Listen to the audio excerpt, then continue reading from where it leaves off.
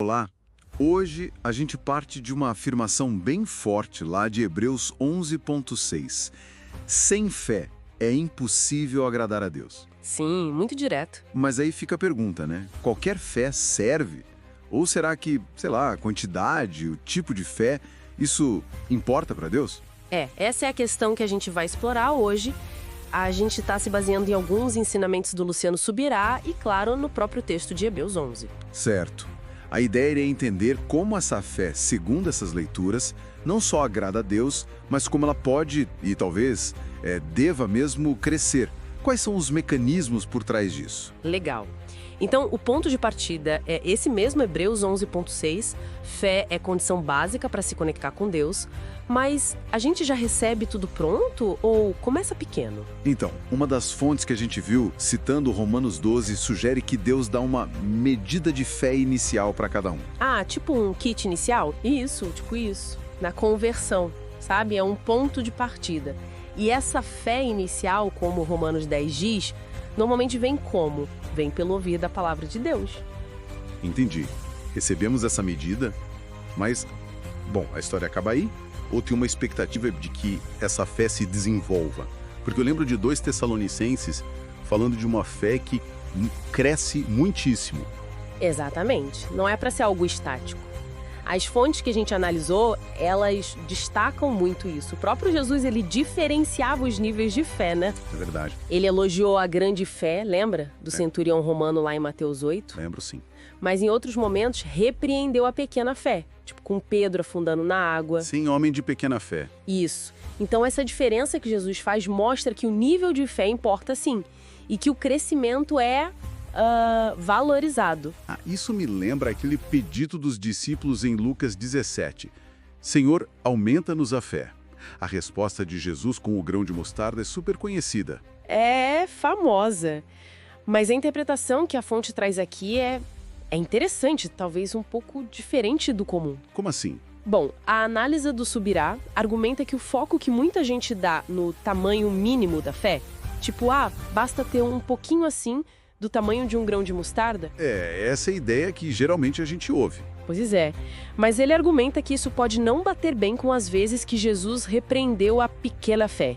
Se o mínimo fosse suficiente, por que repreender? Faz sentido? Então, qual é a chave? A chave da analogia da mostarda, segundo essa leitura, não seria o tamanho inicial, mas sim o potencial de crescimento, a dinâmica. Para ser plantada, exercitada e aí crescer, multiplicar muito. É sobre o poder de multiplicação, não sobre ser pequeno, ser o bastante. Nossa, isso muda bastante a perspectiva. Foca no potencial, na dinâmica de crescimento. Ok. E se a fé é para crescer assim, então, como? Como a gente cultiva isso na prática? As fontes apontam basicamente para um tripé, sabe? 3 coisas principais. Primeiro, se alimentar direto da palavra de Deus, constantemente. Lembra de 1 Timóteo 4.6? Fala de sermos nutridos com as palavras da fé. Sim, nutrição. Faz sentido. Segundo, exercitar a fé que a gente já tem. Voltar para a ideia da semente.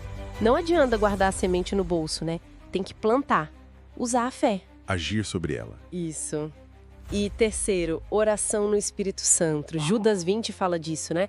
Edificando-vos sobre a vossa santíssima fé, orando no Espírito Santo. Parece que a oração fortalece essa estrutura da fé. Nutrição pela palavra, exercício e oração. Ok. E parece que a base para esse exercício da fé é uma confiança, pura na palavra dita por Deus, né? Os exemplos que você citou antes, do centurião, do oficial do rei e João 4. Exatamente. Eles agiram só com base na palavra de Jesus.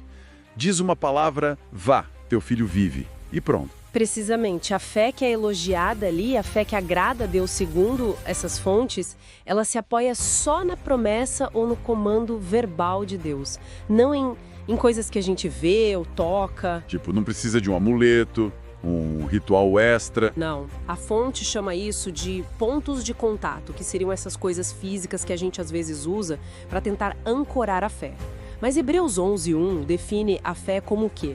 A convicção do que não se vê. Certo. A fonte até usa a imagem de Pedro andando sobre as águas. Ele não andou sobre a água em si, mas sobre a palavra que Jesus disse. Vem. A palavra sustentou ele. Uau! Isso exige uma confiança absurda na fonte dessa palavra, em Deus mesmo. Como as fontes justificam essa confiança toda? A base de tudo é o caráter de Deus. É simples e profundo. Textos como Tito 1:2, Hebreus 6:18, eles afirmam que é impossível Deus mentir. Não está na natureza dele. Ele não pode ir contra quem ele é. Exato. Então a palavra dele é garantida. É a verdade, como Jesus diz em João 17:17. E aí a consequência disso é forte. Duvidar da palavra dele, como 1 João 5 sugere, é basicamente chamar Deus de mentiroso. Pesado. E para a palavra dele funcionar na nossa vida, Hebreus 4.2 diz que ela precisa ser misturada com a fé pela gente, por quem ouve. Tem que ter essa resposta de confiança. Certo. Então, para a gente amarrar tudo, a fé que essas fontes descrevem não é algo passivo, parado. Começa assim, como um dom, uma medida inicial, mas ela vem com uma responsabilidade e um potencial enorme de crescimento. E esse crescimento acontece como? Se alimentando da palavra, exercitando na prática e com a oração. Tudo isso baseado numa confiança total em Deus, que não mente e cumpre o que diz. Exatamente essa a ideia central. A fé é viva, dinâmica e responsiva. Perfeito. E isso, claro, deixa a gente com uma provocação final para pensar, né? Se a nossa fé se baseia numa palavra que não muda, de um Deus que é totalmente confiável, e se essa fé tem esse potencial todo de crescer sem parar. Sim. Então, quais seriam os limites reais? Existem limites para o alcance do que essa fé, quando a gente cultiva ativamente e se baseia só nessa palavra divina, pode realizar ou até compreender?